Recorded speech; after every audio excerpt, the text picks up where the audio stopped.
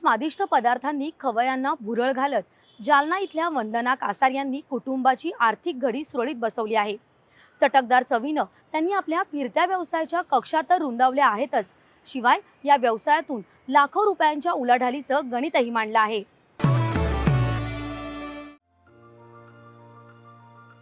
वंदना आसाराम कासार या जालना जिल्ह्याच्या घनसांगवी तालुक्यातल्या तीर्थपुरी गावातल्या शेतकरी महिला अनंत अडचणींशी दोन हात करत आपल्या कुटुंबाचा गाडा चालवणाऱ्या असंख्य कष्टकरी महिलांप्रमाणेच त्यांना देखील गरीब परिस्थितीशी झगडावं लागलं। इतकंच नाही तर पोटच्या 5 मुलींच्या संगोपनाची जबाबदारीही त्यांनाच सांभाळावी लागली।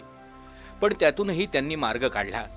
स्त्री जन्माची अलिखित जबाबदारी म्हणून आत्मसात केलेलं स्वयंपाक कौशल्यच त्यांचा मोठा आधार ठरलं। आपल्या कुटुंबाचं पोट कसं भरायचं या विवंचनेत असलेल्या वंदना कासार यांना त्यांच्या हातच्या चवीनंच स्वतःच्या पायावर उभं केलं। लहानपणापासून आईकडनं शिकलेल्या स्वयंपाक कौशल्याच्या जोरावर त्यांनी घरगुती खानावळ सुरू करत स्वतःच्या व्यवसायाला सुरुवात केली। याच काळात त्या उमेद या संस्थेच्या संपर्कात आल्या।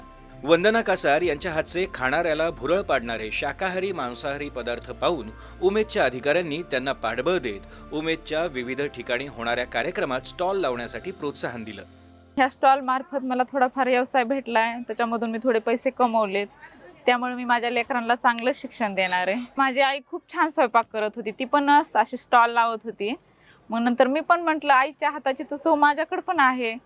मग मी आईचं लक्षात धरलं आणि मी तेच स्वयंपाक बनवायला लागले। जे आपल्या कला आहे ती मांडलीच पाहिजे आणि आपल्याला उमेद अभियानाने एवढं मोठं स्टेज दिलंय करून आणि कुठेतरी आपल्या पाठीशी आहेत, कुठे पण बाहेर जिल्ह्याच्या ठिकाणी पाठवतात, विभागीय स्तरावर पाठवतात, मुंबईला पाठवतात, दिल्लीला पण पाठवतात आणि बाहेर पण पाठवतात। पाहता पाहता खवय्यांना वंदना यांच्या हाताची चवीची भुरळ पडू लागली। मागच्याच महिन्यात त्यांनी मुंबईत लावलेल्या स्टॉलवर वंदना यांच्या हातच्या खरडा मसाला, सावजी मसाला आणि काळा मसाल्याच्या मांसाहारी पदार्थांवर मुंबईकरांची उडी पडली।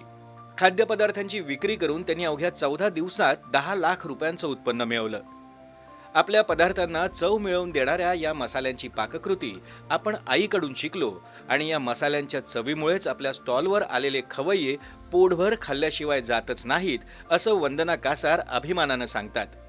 ज्वारी, बाजरीची भाकरी, भात, त्याच्याबरोबर तांदूळ आणि नागलीचा पापड, कोशिंबीर आणि जोडीला खमंग मसाल्याचे पदार्थ असं त्यांच्या खाद्यपदार्थांचं वैशिष्ट्य खवय्यांना स्टॉलवर खेचून आणण्यात यशस्वी ठरतंय।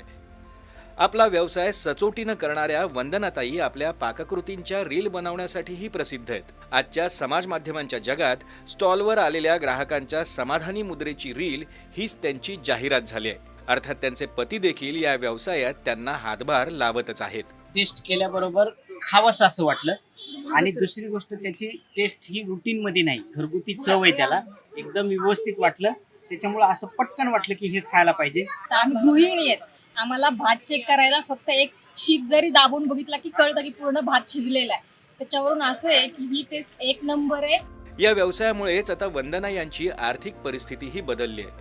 खानावळीतून सुरू झालेला वंदनाताईंचा हा प्रवास जितका थक्क करणारा तितकाच प्रत्येकाला, विशेषतः कष्टकरी महिलांना प्रेरणा देणारा आहे। खरं तर आपल्या हातातलं प्रत्येक कौशल्य आपल्या जगण्याची दिशा बदलू शकतं आणि वैयक्तिक जगण्यातली आत्मनिर्भरतेची वाटचाल प्रशस्त करू शकतं, हेच वंदनाताईंनी आपल्या यशातून दाखवून दिलंय। दूरदर्शन बातम्यांसाठी अनंत साळी, जालना।